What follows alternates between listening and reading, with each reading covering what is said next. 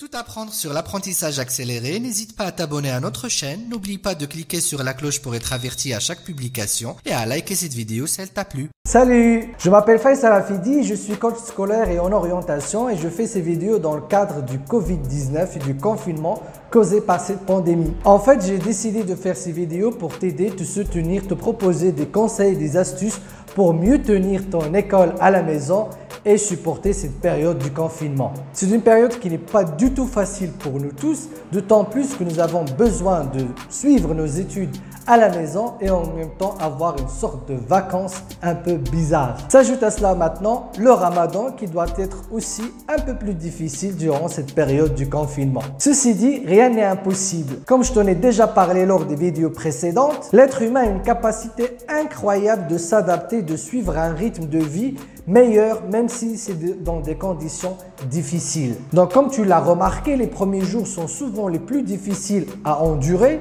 et puis petit à petit on commence à s'adapter et à trouver des choses très intéressantes, enthousiasmantes et amusantes à faire. Bien évidemment, il y a toujours des hauts et des bas. Ceci dit, l'objectif est de maintenir le haut au maximum possible et de le maintenir constamment et tout le temps. Parlons maintenant du confinement pendant cette période du ramadan. On dit que ce qui est dur pendant le ramadan, c'est le fait de ne pas manger, d'être fatigué, de ne pas pouvoir se concentrer. C'est en partie vrai, mais c'est pas le plus grand challenge pour ceux qui font le jeûne pendant cette période du ramadan.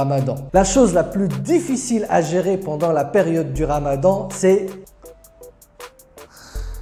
Tu l'as deviné, c'est le sommeil. En fait, comme nous mangeons le soir, nous prenons des boissons, du café, des jus et que nous passons la majorité de la soirée à être en interaction et à manger encore, eh bien notre sommeil se retrouve complètement chamboulé. Quand il n'y avait pas le confinement, c'était un peu plus facile parce qu'il suffisait de sortir, d'être exposé au soleil pour pouvoir faire un peu face à cette insomnie. Mais maintenant, rester avec son pyjama à la maison et ne pas dormir assez et en même temps devoir suivre des cours face à un écran, c'est la chose qui doit être la plus difficile au monde aujourd'hui pour toi. Ceci dit, il y a une façon de pouvoir contourner ce problème. Tout d'abord, il faut comprendre que le sommeil se compose de plusieurs cycles. Un cycle, ça dure à peu près 1h30 voire 2 heures. Au bout de chaque cycle, normalement, on se réveille mais on n'est pas conscient et on se rendort. Le corps humain a besoin d'à peu près 3 jusqu'à 4 cycles, parfois jusqu'à 5 cycles. Ça dépend de nos journées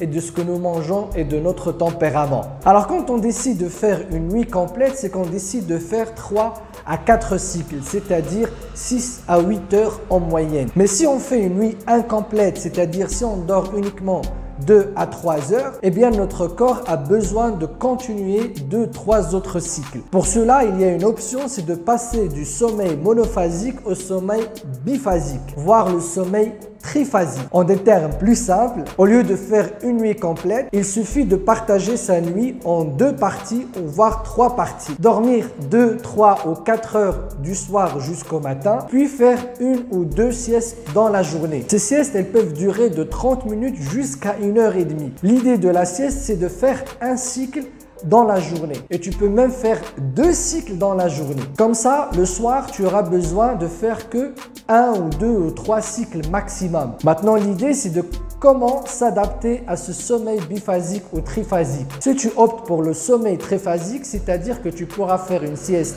à midi et ensuite une sieste vers 17 ou 18 heures. Pour les 2 premiers jours, c'est un peu difficile si tu as l'habitude de dormir une nuit complète. L'idée de te forcer à te réveiller en utilisant des stimulants pour pouvoir se débarrasser du sommeil le matin. Et comme c'est le ramadan et on ne peut pas manger, ces stimulants, ça va être de se laver le visage, de se mettre des vêtements comme si on allait sortir à l'école ou de prendre tout simplement une douche et de préférence une douche froide. De la musique aide aussi à se réveiller assez facilement. Mais une fois que tu te réveilles avec un très grand manque de sommeil, fais tout pour récupérer 1 ou 2 cycles dans la journée. Même si tu te sens excité, pas du tout fatigué, essaie de te forcer de dormir à midi ou en fin de journée, c'est-à-dire avant la rupture du jeûne. Le premier jour, on est tellement excité parce que le corps essaie de compenser ce manque de sommeil qu'on pense que les 2 cycles ou les 2-3 heures qu'on a dormi suffiraient. Et en fait, c'est faux parce qu'une fois tu manges et que tu te rendors le lendemain,